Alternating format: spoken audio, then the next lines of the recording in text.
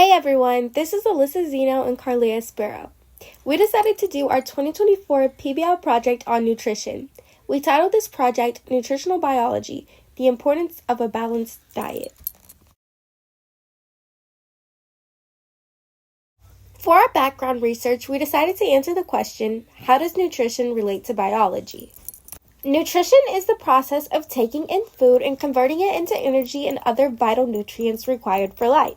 Nutrition relates to biology as it is essential for all organisms' survival. Without the nutrients the process of being properly nourished provides, all organisms would perish. There would essentially be no life on Earth at all. This is exactly why it is so important to eat healthy. In terms of human health, eating nourishing foods is one of the most fundamental ways to support our physical and mental health. Good nutrition helps us heal, fight illness, move well as we age, and protect our mental health against the stress-related aspects of everyday life. Our bodies utilize the nutrients we receive from food to make the components that carry out hundreds of health-bound processes. These include hormones, enzymes, neurotransmitters, and even our cells. By nourishing our bodies with quality fuel, we provide our body systems with the required nutrients and building blocks to keep us feeling good and moving well. A nutritious diet such as the Mediterranean diet might lessen the negative consequences of sadness and anxiety. Omega-3s, which have anti-inflammatory properties, B vitamins, which regulate energy and mood, and low vitamin D, which may be linked to weariness, are important nutrients for brain health. Fish, nuts, seeds, meat, cereals, and eggs are the sources of these nutrients. By consuming these nutrients, you can lessen the symptoms of disorders like sadness and anxiety and preserve the health of your brain. A variety of whole foods such as fruits, vegetables, grains, dairy, and protein should be consumed to nourish the body and mind. An individual should eat a plethora of colors from the fruit and vegetable categories, consume half of their grains whole, and include lean meats like fish, chicken, eggs, and beans, along with some low-fat dairy. These are just a few of the basic guidelines to follow to develop and maintain healthy eating habits. All in all, it is vital to understand the role of quality food in helping to nourish the human mind and body. For our actual PBL project, we decided to answer the question, how does our diet affect our everyday lives? In this project, we will monitor how different eating styles affect our everyday lives. To do so, we will first record what an average day of eating looks like for the both of us, as well as our typical moods, physical capabilities, and sleeping habits. One participant, that will be me, Alyssa, will eat healthily, and the other participant, CARLAIH, will eat unhealthily for 3 weeks. We chose to do this experiment over the course of 3 weeks because it usually takes an average of 3 to 5 weeks to see noticeable results in body size, energy, cholesterol levels, sleep, and mood based off diet changes. After the 3 weeks, we will compare our new typical moods, physical capabilities, and sleeping habits to the ones we had prior to changing our diets. By doing this, we will be assessing the new results and determining how the changes affected our everyday lives. On the screen, you'll see that we've displayed a typical day of eating for me, Alyssa. Keep in mind that every day is different, and I typically drink around 60 to 65 ounces of water per day. For breakfast, I typically skip that. And for lunch, I typically have a type of meat along with a side. As for my snack, I typically have something high in calories, such as a sugary drink, or a sugary snack, or even both. For dinner, I typically have some meat, a side, and a vegetable. How I, Alyssa, feel eating my typical diet. As for breakfast, because I often skip it, I usually feel fatigued and sometimes even irritable throughout the morning. After lunch, I have gained some energy and usually am in a much more pleasant mood. My usual snack generally includes indulging in a sugary treat and or drink. After my snack, I often get a burst of energy, but this energy seldom lasts long. After digesting my snack, I begin to feel jittery, sometimes even anxious. After dinner, I'm usually bloated and tired. As for my sleeping habits, I typically fall asleep fairly quickly, but I always wake up in an unpleasant mood. I either still feel tired, am grumpy, or both. Hey everyone, CARLAIH speaking. As you can see on the screen, we displayed a typical day of eating for myself. Keep in mind that every day is different and I typically drink around 50 to 60 ounces of water per day. For breakfast, I typically have something quick, convenient, and sugary.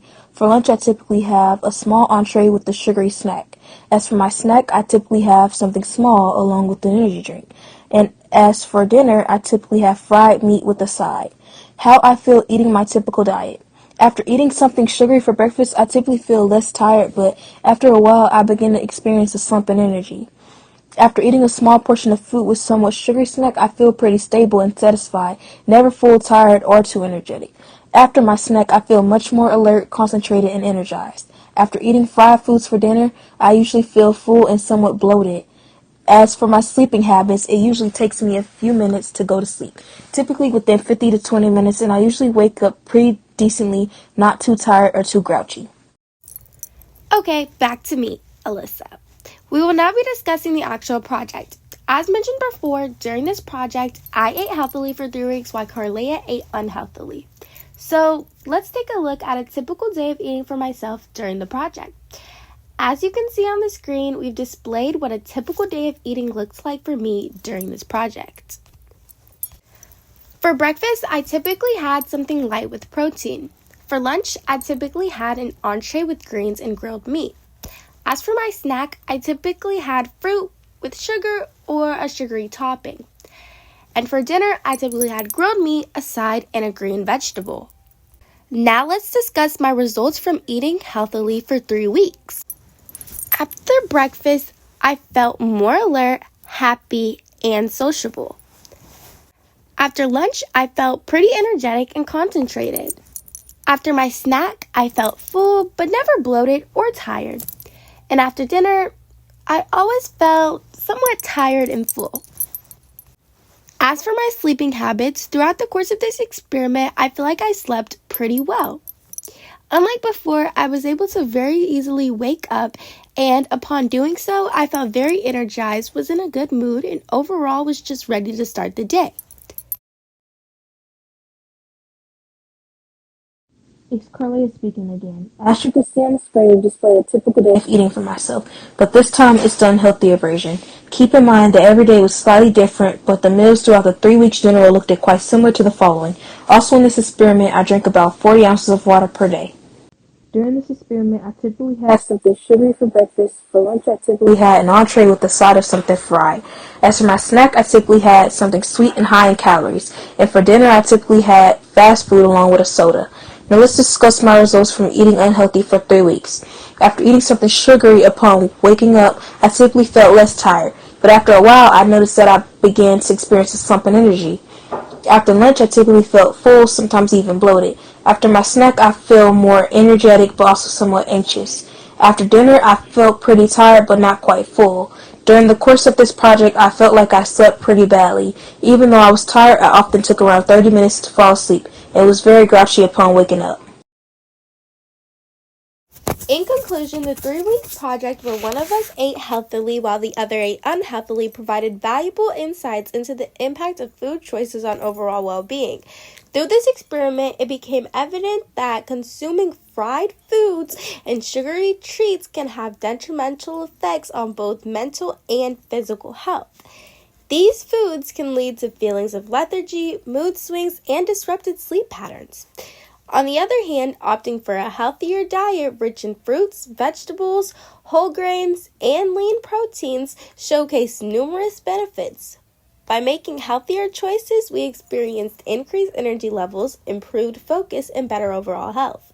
This healthier eating pattern not only positively affected our physical well-being, but also contributed to enhanced mental clarity and improved sleep quality. Ultimately, the project highlighted the importance of mindful food choices in promoting optimal health. Choosing to eat healthily can lead to a significant improvement in mental health, physical well-being, and sleeping habits. We should all strive to maintain healthy eating habits and prioritize our well-being through nutritious food choices.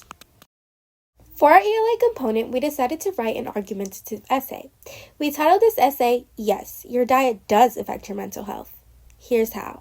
Eating a balanced diet has a huge impact on our overall well-being, including our mental health. So let's dive into why we believe it is so important to maintain a healthy diet. First off, eating healthy provides our bodies with the essential nutrients they need to function properly. Our brain relies on these nutrients to produce the right balance of chemicals that regulate our mood, emotions, and overall mental health. Research suggests that deficiencies in certain nutrients like omega-3s, fatty acids, B vitamins, and minerals like zinc and magnesium can contribute to mood disorders and even depression. Now let's talk about how eating a healthy diet can help with mood swings. As exemplified in our experiment, we know that when we eat foods that are high in sugar and unhealthy fats, our blood sugar levels spike and then crash, leading to mood swings and energy crashes. On the other hand, a diet rich in whole grains, lean proteins, fruits, and vegetables helps stabilize blood sugar levels and provides a steady source of energy throughout the day. This can help reduce mood swings and promote a more balanced emotional state. But don't just take our word for it. There's plenty of evidence to back up these claims. A study published in the American Journal of Psychiatry found that a diet rich in fruits, vegetables, whole grains, and lean proteins was associated with a lower risk of developing depression. Another study published in the Journal of Clinical Psychiatry showed that following a Mediterranean-style diet, which emphasizes whole foods, can reduce symptoms of depression and anxiety. So, by nourishing our bodies with healthy foods, we're not only taking care of our physical health, but also giving our brains the nutrients they need to function optimally. This can have a positive impact on our mental health, helping to reduce the risk of mood disorders and promoting a more stable and positive mood. Remember, it's important to consult with a healthcare professional for personalized advice and guidance on maintaining a healthy diet. They can provide you with specific recommendations tailored to your unique needs. For our social studies component, we decided to write an informative essay. We titled this essay, The Brief History Behind Nutrition and Human Health. The history of nutrition dates back to the beginning of humanity. People's diets were influenced by the availability and taste of food. They learned how to obtain and prepare food through trial and error and their incredible creativity. Socrates once said, "You must eat to live, don't live to eat." Hippocrates was one of the first to recognize the importance of diet. He suggested lifestyle changes like diet and exercise to treat diseases and famously said, "Let food be thy medicine." However, nutrition and health, including hair health, are topics that often have a lot of prejudice, misunderstanding, and controversy. Jerome Groopman, in his book, How Doctors Think, mentions that we still have limited knowledge about the effects of nutrition on many bodily functions, apart from common deficiencies like vitamin B12 or vitamin C. The quantity and quality of hair is closely linked to a person's nutritional status. In the late 18th century, during the Chemical Revolution in France, scientists began to quantitatively and scientifically study the important elements in food. Later, studies on the chemical nature of food and the discovery of vitamins between 1913 and 1948 further advanced our understanding of nutrition. With the development of economies, agriculture, food processing, and cooking techniques, the incidence of nutritional deficiencies has decreased worldwide. Thank you for listening, and we hope you enjoyed. Goodbye.